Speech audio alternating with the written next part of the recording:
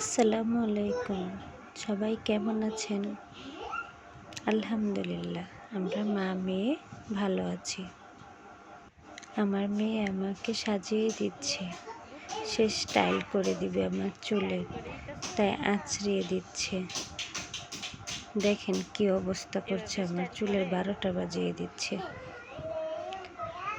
সে নাকি আমাকে স্টাইল করে দিবে চুলের।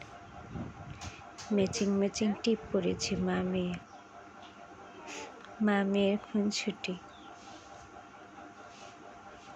চুলে একটু ব্যথা পাচ্ছি, তারপরও ভালো লাগছে, কারণ আমার ছোট্ট মেয়েটা অনেক চেষ্টা করছে আমার চুল আঁচড়ে দেওয়ার জন্য।